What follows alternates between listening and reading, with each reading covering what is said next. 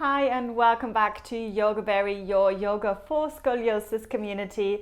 So today I'm going to answer a question which I got in the fabulous Yoga for Scoliosis community Facebook group, which you are very welcome to join, and I absolutely love answering your questions because then I know that my videos are actually relevant and hopefully helpful for you.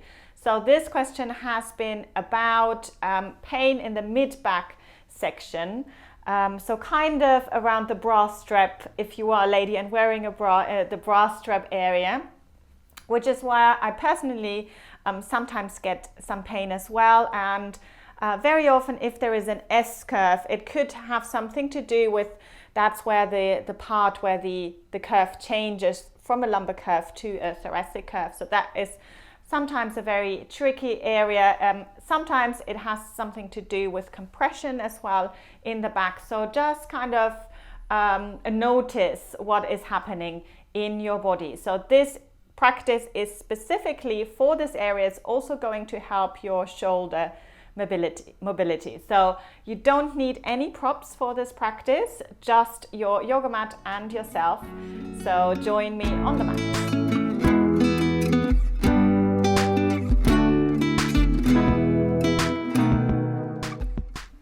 We are going to start lying on the back, and just to begin with, we're going to have the feet flat on the ground. So before we start with any physical exercise here, we're just going to allow for the body to settle into the ground, and this is one of the best things to do, especially at the end of the day, just allowing gravity to do the job for you. Now, if this is uncomfortable for your neck, make sure that you have supported your head. So maybe have one cushion or a block underneath the head.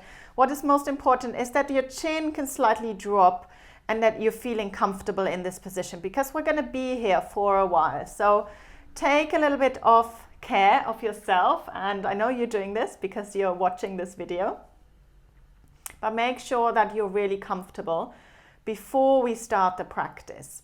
So again, the area that we're focusing on is here, kind of underneath the mid-back. And for me personally, this is an area which at the moment is not in contact with the floor because I hold a lot of tension in there. So I know that I have to allow for the ribs to release a little bit more. And especially the left side of my rib cage. And this is something very common that I see in lots of students with scoliosis, that one side of the rib cage is popping out at the front.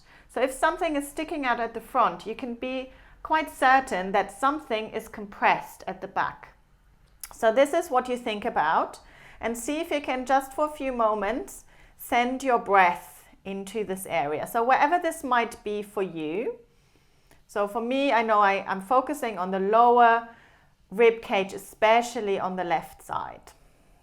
And if still it's not in contact with the ground, then cross your arms just over the upper body, holding on to the opposite shoulder. We're just going to slightly curl up and then just wiggle from side to side a few times. So just turning from side to side, creating a little bit more space, and then come back down to the ground and see if that helped to release those ribs a little bit more. So again, just allow for it to settle, allow a little bit of time, just taking a few lovely breaths. On every exhale, imagine you're sinking into the ground a little bit more. Good. So from there, keeping this lovely connection with the ground. So it should feel like the shoulder blades are both in contact with the floor. The head is supported, the head is comfortable. We're just going to float the arms up towards the ceiling. And then just allow for the shoulders to really drop into the ground. So we're having the arms relatively straight but soft. So there's no need to be kind of rigid and create tension here. Just have the hands soft, have the wrists soft, the elbows soft. So just as if they're kind of suspended up towards the ceiling. And then from there, I want you to again tune into your breath, and on your inhale, you're going to reach the arms up towards the ceiling, so the shoulders will come off the ground, and then on the exhale, you're lowering them back down. So don't worry if there isn't much happening for you at the moment. It probably means you have a lot of tension in this area. So inhale, we're going to reach the arms up towards the ceiling, creating space. And then on the exhale, we're allowing for the shoulders to drop back into the ground. Good. So let's do 3 more of those. So inhale to reach the arms up towards the ceiling. Exhale, letting them drop back. Good. So you might notice after a few rounds, this becomes easier. So let's do 2 more. Inhale, reaching up, and exhale to lower. Good. Last one. I certainly feel like there's a little bit more mobility now in my shoulders, and that's what we're doing. And this also affects the mid-back section, which we're getting to a little bit more now with this second variation. So this time we're going to do one arm at a time. So on your next inhale, we're going to reach the right arm up and also slightly over across the midline. And then on the exhale, we're bringing it back. Other side. So left arm, shoulder lifts off the ground, and then we're crossing the midline, reaching diagonally away from you. And then exhale to bring it back. Good. So first side again, inhale, reaching up, diagonally over, and then release. Good. And again, left side, reaching up and diagonally over. So just alternate sides and see if there is a difference. So if you have a thoracic scoliosis, there will be a difference between the right and the left side if one side is tighter than the other. So without analyzing it, so just kind of notice what is happening. Good. And then let's release the arms. Good. Allow for the arms to settle into the ground. Notice how you feel. For the next part, we're going to extend the legs. So we're just working with the upper body, and we're just allowing for the lower body to be really, really passive. So the legs are not doing anything, the hips are not doing anything. And I'm going to take my left arm out to the side. Hand is same height as the shoulders. And then I'm bringing my right hand to the opposite shoulder. So just kind of across. From there, I'm slowly going to slide the right hand along the left arm as if I'm trying to reach for the opposite fingertips. Now, I will not be able to do this because there is a lot of tightness, but I'm reaching towards. I hold it for a moment. I feel a really juicy stretch here in between the shoulder blades, and then slowly come back just until the hand is again on the opposite shoulder.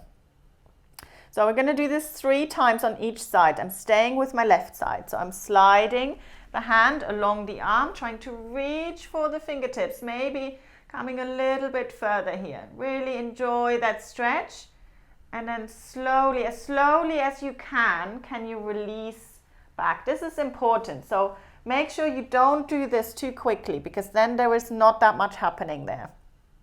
Good. So last time. So this is going to be your best one ever. You're going to reach, and best one, I don't mean furthest, but I mean with the most effect. You're going to reach as far as you can. You're holding it for as long as it feels comfortable, and then slowly as possible, releasing back. And then just bring the arms alongside the body. Feel the effects of the pose. So I feel a huge difference on the right side now to the left side. And we're going to prepare for the other side. So right arm extending out to the side. The hand is in line with the right shoulder. Left hand on the right shoulder. Slowly starting to slide the left hand along the right arm. So it's just the upper body that is turning, and you can turn your head as well. You're reaching towards the opposite fingertips and then slowly releasing, very slowly releasing all the way back until the hand is again on the shoulder. Let's do this again. So we're sliding the left hand across, reaching for the opposite shoulder blade. So the lower body stays really, really passive. It's just the upper body that is turning. Slowly releasing. Last one. So make this your best one Again, you're just turning the upper body, reaching for the fingertips. Stay for a breath, enjoy that lovely stretch, and then slowly releasing back. Good. So let's bring the arms alongside the body again. Take a moment to notice. And then let's bend the knees. Roll yourself over to the side and slowly bring yourself up into sitting. So as with everything with scoliosis, you want to make sure that you notice what is happening on the left side compared to the right side. So if one side is harder than the other, that is a sign for you that you need to spend a little bit more time on the more difficult side. And we go into much more detail of this in one of my online courses, the 4 weeks yoga for scoliosis course, where you learn how to treat one side differently to the other side. Scoliosis is asymmetric, so we need to approach it in an asymmetric way. Good, so we're gonna do one more exercise, which is thread the needle, which you might have heard of before, and it's a similar sort of movement, but this time we're starting in all fours. So really another really nice stretch.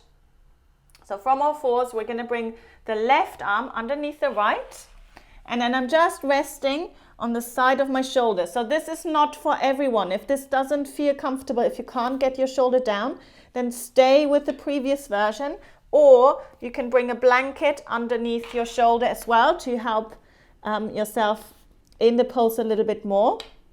I'm just going to bring my right hand flat on the ground, and then I'm ever so slightly pushing my right hand into the floor to get into the stretch a little bit more. So this is a lot stronger. So if this doesn't feel good to you in any way, then please stick with the previous variation, which also does the job. Good. So once you're in the pose, you breathe. Most important part of yoga. Let's take one more deep breath. And then slowly bringing yourself all the way up, and we change sides. So right arm goes through now, resting on the right side of the shoulders. Left hand is down, and you're pressing the left hand into the ground to deepen the stretch if that feels comfortable enough for you. One more breath. And then slowly bringing yourself all the way up. Just come into sitting when you're ready. And just release the shoulders. So we're rolling the shoulders backwards a few times. Good. So I hope you found these little exercises useful. I would always suggest to follow it up with Shavasana, which is our final relaxation pose in yoga, where you're lying flat on the ground and you stay there for 5 to 10 minutes. Just enjoy a little bit of relaxation, as long as it's comfortable for you and for your back. It's really, really beneficial to rest on a hard surface because it helps to release muscles. Good, so I hope you enjoyed this video. Feel free to send me your questions. I always love to hear from you, and I'll see you very soon for the next video.